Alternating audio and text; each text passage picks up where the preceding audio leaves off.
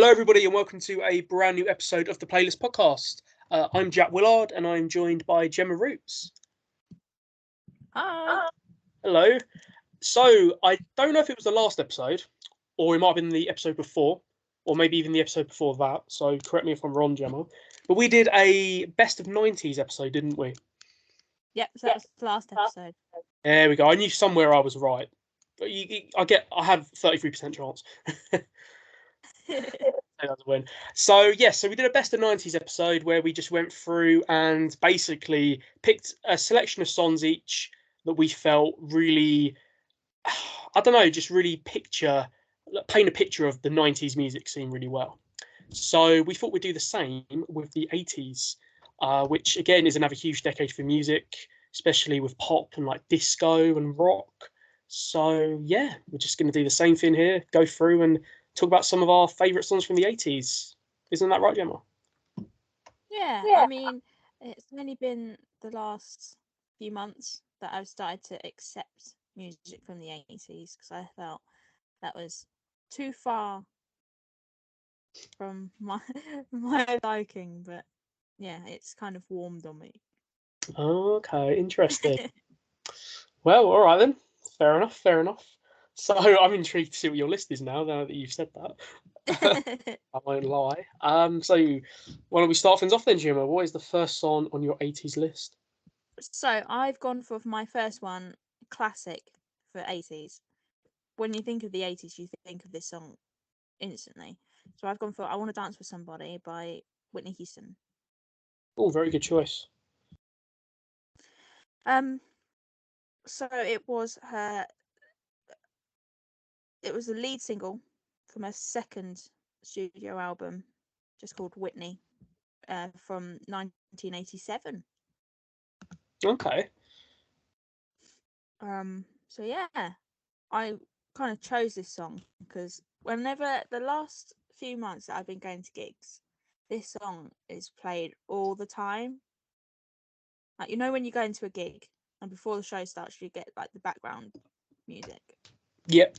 Before you go in, this is always played, and every gig I've been to, everybody gets up, starts dancing, and starts singing along, and the atmosphere is electric when it happens. It's a very good party song, isn't it?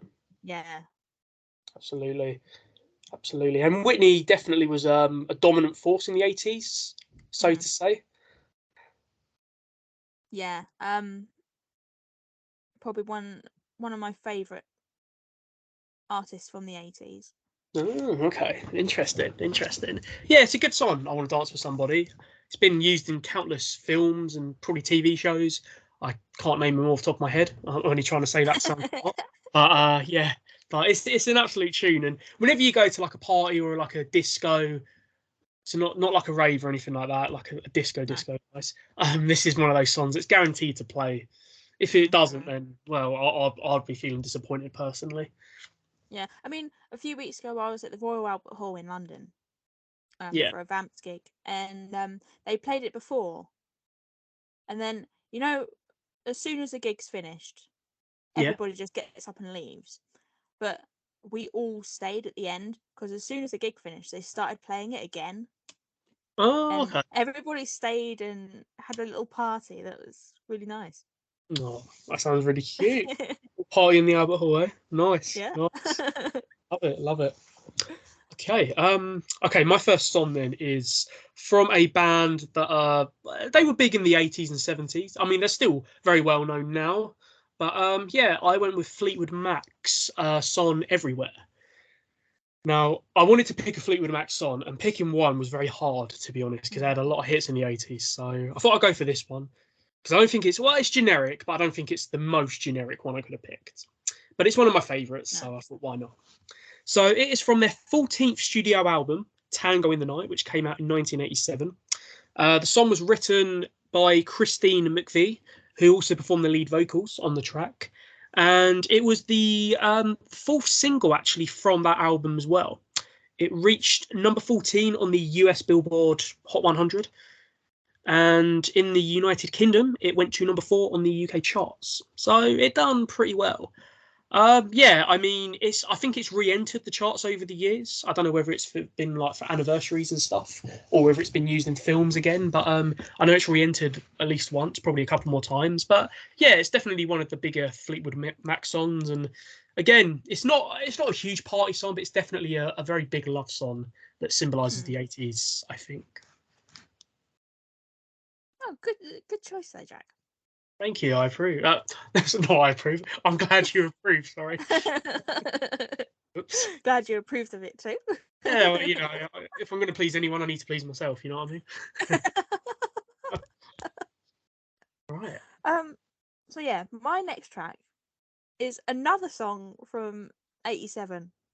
Okay. So it seems to be that a lot of the songs that we quite like are from the same year. Yeah, goes to show, doesn't it? 87. So, I've gone for "Never Gonna Give You Up" by Rick Astley. I have to say, he performed this at Glastonbury this year. Yes, that is one of the reasons why I chose it. Oh, is it? Oh, okay. Interesting. Yeah. His set at Glasgow was amazing. It was very good. Very good. Yeah.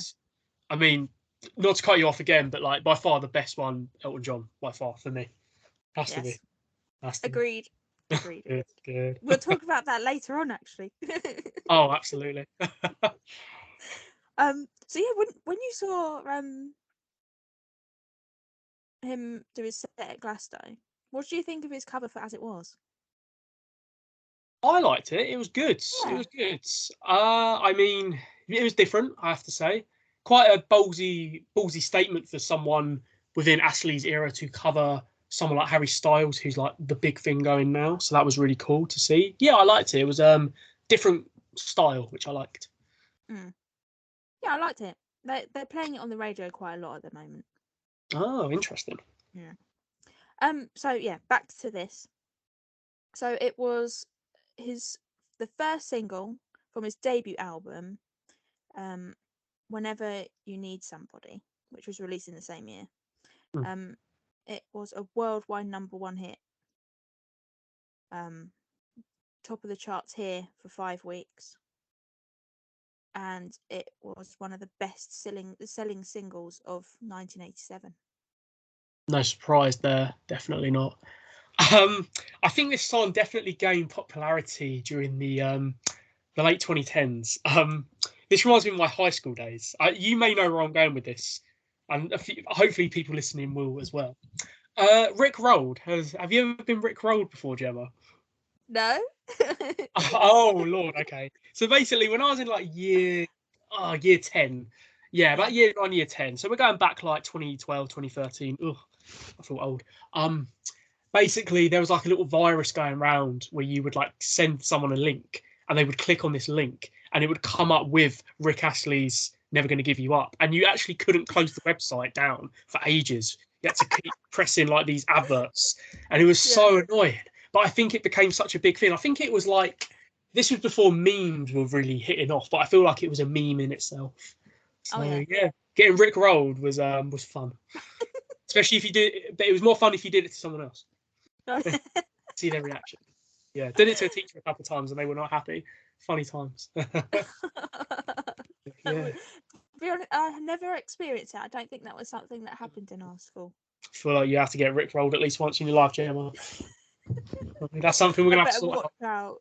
Yeah, any links you get sent now, be careful. Oh, okay. Right. My next song is oh, here we are. Yeah, sorry, my list was being a bit slow. It is Blue Monday by New Order, which is a very, very famous song from the 80s. I think when people think of New Order, they think of this song. It's a long song. It's about 7 minutes long. Came out in 1983. And it's just a classic synth pop alternative dance song. That's just, it's just a club classic, really. Like, it's still played in certain bars and clubs nowadays, but it really is one that gets the dance floor moving. Like, it's got this very good beat and tempo.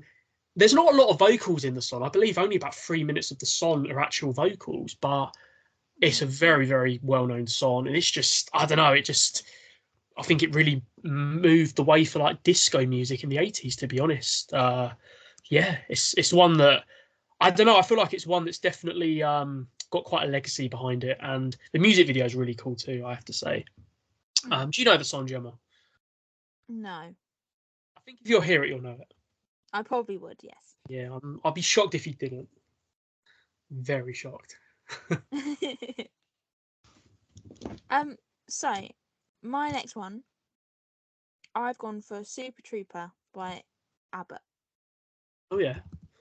So it was released in 1980, so right at the beginning of the decade. You're just scraping the barrel. And it was on their 1980 studio album named Super Trooper. So it was the third single off the album, and yeah, I chose it because we went to go and see Mamma Mia last year. Oh yeah, we did, didn't we? That was great fun. That was great fun. And yeah, I listened to the soundtrack quite a lot for Mamma Mia, and it's probably Super Troop is probably the standout track from. Okay, here's a question for you then. Could be a controversial one, depending on what your answer is. It depends how you feel about it. Certain people listening. Yeah. Do you prefer ABBA's version or the version from Mamma Mia? Yeah, it's the big one now. Yeah. She's thinking about it. I'd have to say the ABBA version. Oh, I'm glad you said that. Yeah. It is the original. I mean, I do like the musical version, but the ABBA version, you just can't beat the original. Yeah, it just hits that spot a little bit more, doesn't it? You know? Yeah. I mean, again, ABBA, another huge act from the 80s and the 70s. There's a lot of songs you could pick for ABBA as well. So many. It was a flip between Super Trooper or Lay All Your Love on Me. Oh yeah, good. That was another 80s one. Yeah, another good one. Yeah, because I forget a lot of their big hits like Mamma Mia, Dancing Queen. I don't know if they came out in the 70s actually. Yeah, they were the 70s. Yeah. So if we do a 70s episode, we'll sort it. Just be ABBA. Yeah, we should do an ABBA episode. Really. I think we should. I think the fact that we haven't is quite shocking. We need to do one. Yeah, there we go. So we don't need suggestions on our year awards. We can just make up. Perfect. Right. Okay, my next one is this song is this is quite a well-known song, and I do like this one. It is called Betty Davis Eyes by Kim Carnes, and this came out in 1981. And originally, the song was written and composed by Donna Weiss and Jackie D. Shannon in 1974. But Kim made it popular in 1981 when it spent 9 non-consecutive weeks at the top of the US Billboard Hot 100, and it even won the 1981 Grammy Award for Song of the Year and Record of the Year. That's pretty impressive. Yeah, that's pretty. That's pretty good. I mean, do you know this song, Gemma? Can't say I do, no. Again, if you hear it, I'm sure you will. I won't perform it because I don't really. I'm one of these that. Want to. I'm one of these that if you name a song to me, most likely chances I'd probably say I don't know it, but then when I listen to it, I'll go, yeah, I do know it. Fair enough. I mean, what got me into this song more was I heard it a few years ago when I watched, I believe it was the Hotel, season 5 of American Horror Story, Hotel. And it's used, I believe, towards one of the end of the episodes, and one of the major characters go through like a transformation with themselves. And I don't know, this song's just all about positivity and just, I don't know, like feeling good about yourself. I mean, the lyrics, her hair is hollow gold, her lips are sweet surprise, her hands are never cold. Like, you know, it's makes you feel good, you know. But yeah, it's a good song. I guarantee you'll know it, Gemma, if you hear it. Guarantee. I probably would. It's good. Hopefully you'll know my next two. Right. So my next one is "Wake Me Up Before You Go Go" by Wham.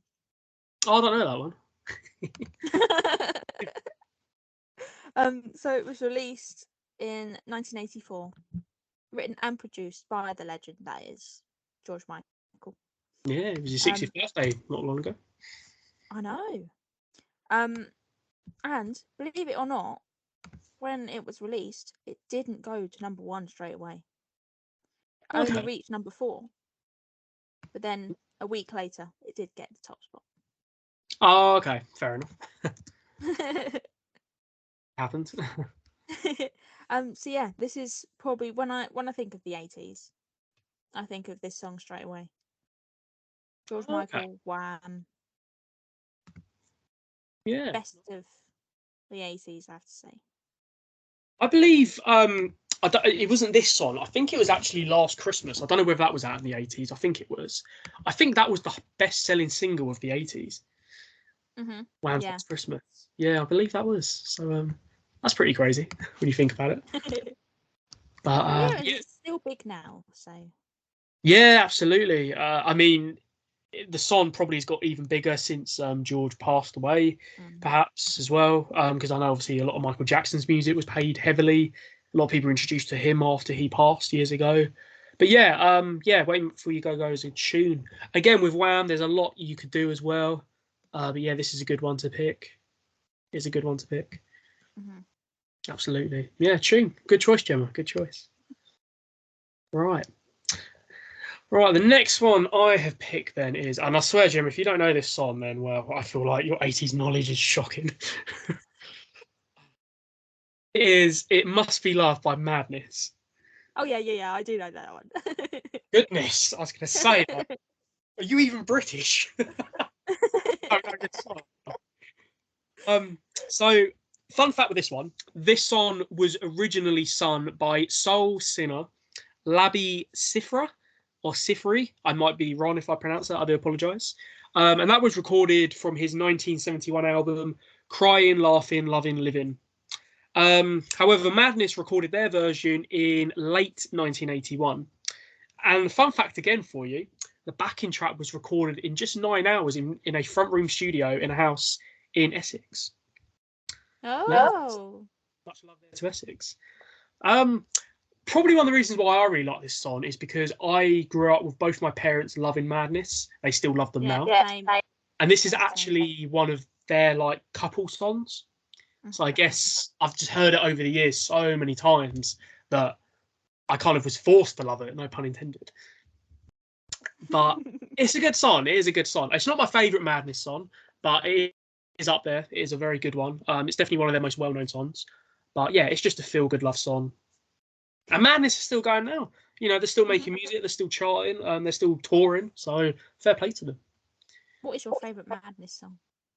My favourite is probably, I've got two. I'm gonna be a cheat. Our House and My Girl. Ah. Yeah, them two are probably the two that can't pick between them. So yeah, I'm afraid. Yeah, right then. I would. Both my parents are Madness fans as well, so. So you can relate. I can relate. Yeah, I mean they're good. I that was one music I was happy being brought up with. They are very good. They're good live. I saw them live years ago. To be fair, they are very good. Yeah, both of my parents have been to see them, and they said that if you go, make sure you have like a helmet, knee pads, everything, because it's just all arms and legs everywhere. Well, you've got to think. You've got people in like their 40s, 50s, maybe even older, and I think they're doing what my mum describes as pogoing, which is our version of moshing. Obviously not moshing like at a hardcore concert, like a heavy metal one, but you know, people do jump around a bit. But it's moshing, mother, not pogoing. I'm afraid. Sorry, those days are gone. Sorry. Right. So for my last song, I've gone for along the lines of the Glastonbury theme. Here we go. So I've gone for the legend that is Elton John, or Sir Elton John. Nice. I'm glad you added that. I'm Still Standing. Good choice. It was released in 1983 from the album Too Low for Zero, and it was the second single to be released from the album in the UK, but the first single to be released in the US. Oh, okay. And it peaked at number 1 in Canada and Switzerland, but only number 4 in the UK. Interesting. Yeah. So kind of went for the Elton John theme because, as a lot of the UK listeners would know, Elton headlined the last day of Glastonbury this year, and it was his last ever gig in the UK. Unfortunately. So, as we know, you never know. As we know. But like I've said, he's said that, but I think he will find it very difficult to say no to like one-off performances here and there. I feel like, because he did his big tour and he played a lot of nights at the O2, but I feel like I could see him squeezing in maybe Wembley Stadium. Yes, yeah. Maybe. He's maybe. got to. Yeah, I mean, look at that crowd he pulled in for Glasgow. Yeah, apparently it was like one of the biggest crowds they've had for a headliner for Glastonbury. I'm not surprised. Definitely not surprised. It was his first time ever, and probably his only ever time playing Glasgow as well. So Yeah. people, if you were there and you didn't watch him, you really must have had to have been a massive fan of whoever else was playing to have not witnessed that. Yeah, incredible. Okay, great choice. I think that everybody who was at Glastonbury went to that. I can't see that nobody would have said, "Oh, I miss that." Yeah, unless you don't like Elton John, which each their own, I guess. But damn, each their own. Yeah, great choice there, Gemma. Great choice. Well, funny enough, my last song also falls with the Glastonbury slot because this is from a band who also headlined Glastonbury this year. Arctic Monkeys have been going for that long. I know, crazy. No. I don't know. If only.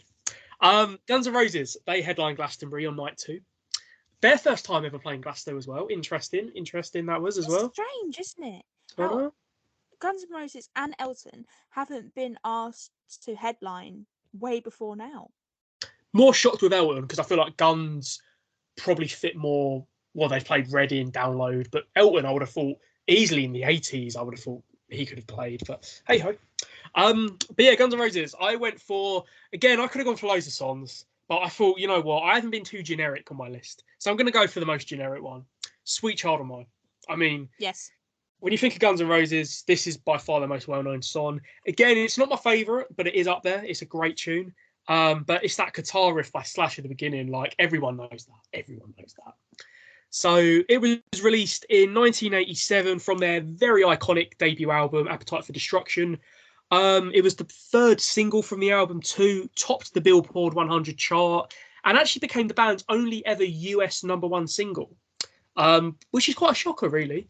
In the UK, it reached number 24. They've actually never had a #1 in the UK, but they headline Glasgow, really? So that's fine. Yeah, I know. I guess classic rock isn't always as big in the UK, maybe. That's true, actually. Does happen, though. I know, I was a bit shocked when I found out.